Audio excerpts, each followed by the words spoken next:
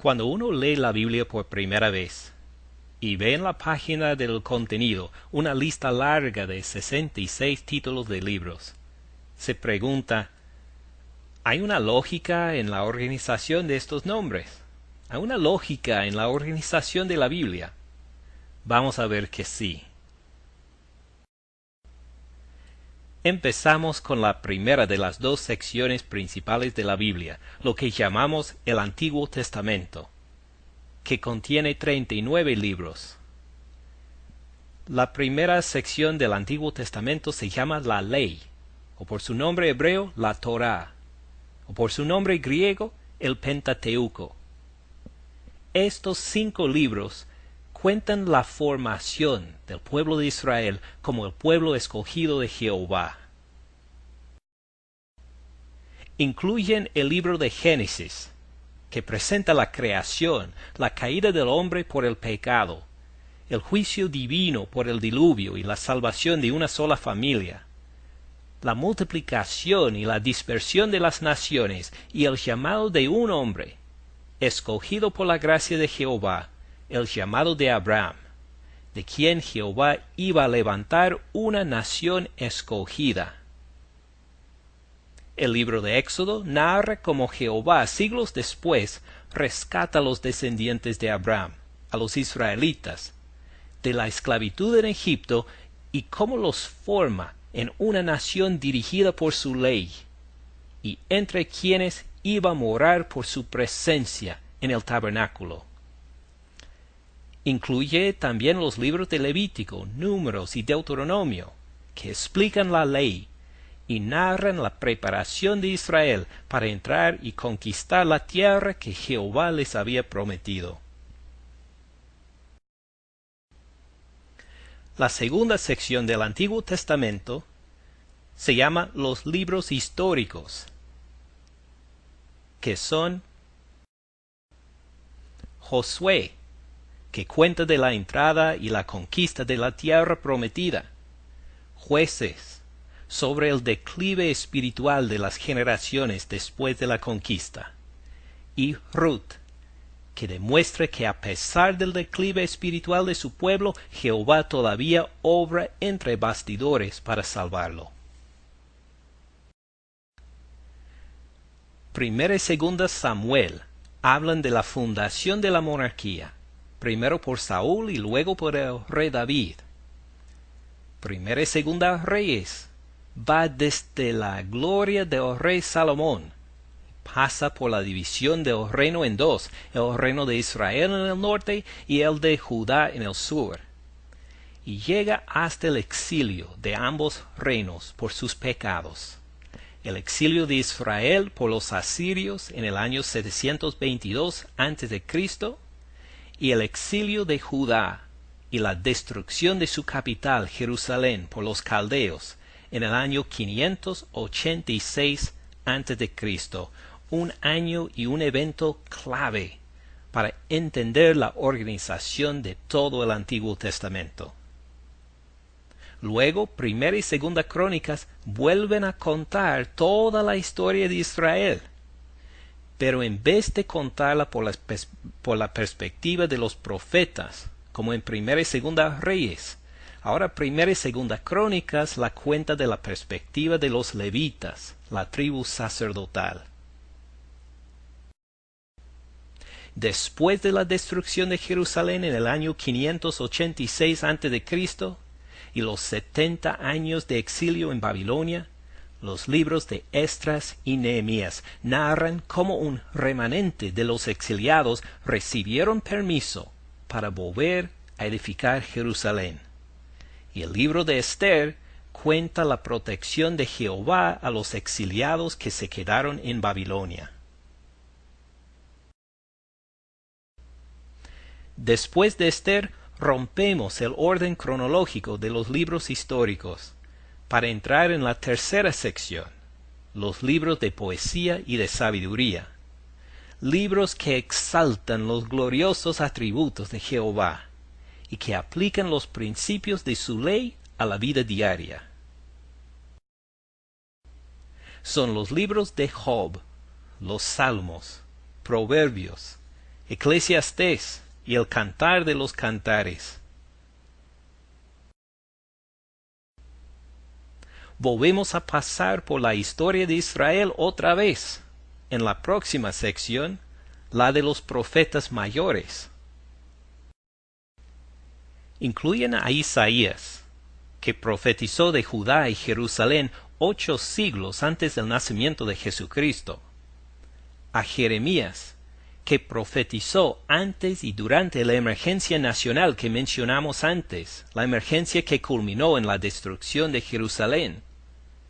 El libro de Lamentaciones, en que Jeremías narra y lamenta esa derrota horrible. Y 2 que profetizaron en el exilio, Ezequiel y Daniel. Volvemos a pasar por la historia de Israel una vez más, al entrar en la próxima sección, la de los profetas menores. Ahora, no es que tienen menos importancia estos profetas que los otros, solo que escribieron menos que ellos.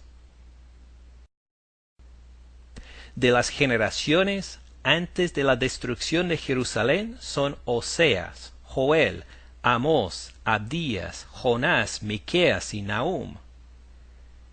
De la generación que vio la destrucción de Jerusalén, Habacuc y Sofonías. De las generaciones del remanente que reedificó Jerusalén, son Ageo, Zacarías y Malaquías. En el Antiguo Testamento, en Jeremías capítulo 31, versículos 31 a 33, Jehová habla de una relación futura, una relación nueva que va a tener con su pueblo por causa de sus pecados. Dice, he aquí que vienen días, dice Jehová, en los cuales haré nuevo pacto con la casa de Israel.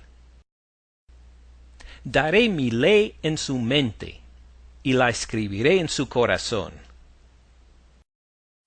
Yo seré a ellos por Dios, y ellos me serán por pueblo. También indica que este cambio vendrá por alguien único, llamado el Mesías en el hebreo, o el Cristo en el griego, o en el español el ungido. Uno ungido para demostrar que es puesto aparte por Dios, elegido por Dios por su obra especial de la redención. Habla de él, por ejemplo, en Isaías 42, versículo 1, donde Jehová dice, he aquí mi siervo, yo lo sostendré, mi escogido, en quien mi alma tiene contentamiento. He puesto sobre él mi espíritu. Él traerá justicia a las naciones. Y encontramos este pacto nuevo, hecho por el Mesías, o el Cristo, o el ungido, en el Nuevo Testamento. Empieza el Nuevo Testamento con los 4 evangelios, que narran la vida, las enseñanzas, los milagros, la muerte y la resurrección del Cristo Jesús de Nazaret, el Hijo de Dios. Estos 4 evangelios son los libros de Mateo, Marcos, Lucas y Juan. Después de su resurrección, Jesús visitó a sus discípulos varias veces y ascendió al Padre Celestial delante de sus ojos. Les mandó que anunciaran el arrepentimiento y el perdón de pecados por fe en Él a todas las naciones, y llegó el Espíritu Santo para empoderarles a sus discípulos por esta obra. Así entramos en la segunda parte del Nuevo Testamento, su libro histórico, el libro de Hechos, que narra las primeras décadas de la formación y el crecimiento del pueblo del nuevo pacto, la Iglesia.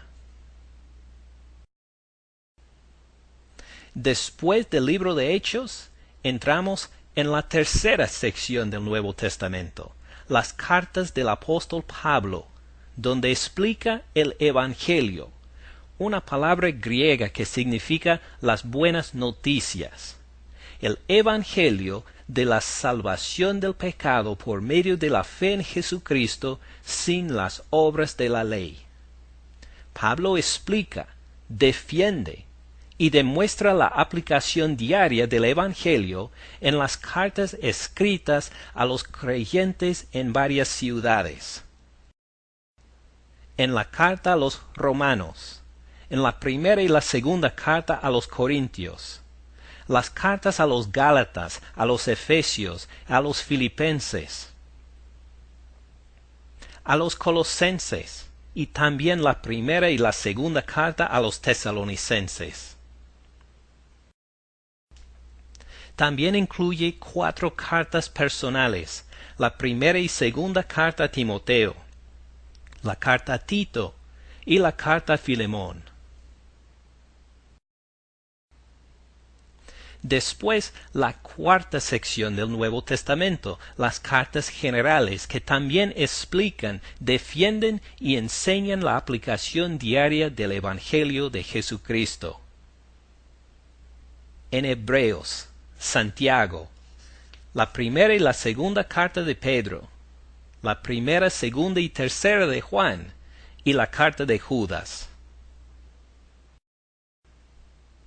Y por último hay el libro profético, el libro de Apocalipsis, que prepara a los creyentes por el juicio divino que viene al mundo por no creer el Evangelio, que confirma la promesa de que Jesucristo va a volver para vengar la muerte de los suyos y para reinar sobre una nueva creación.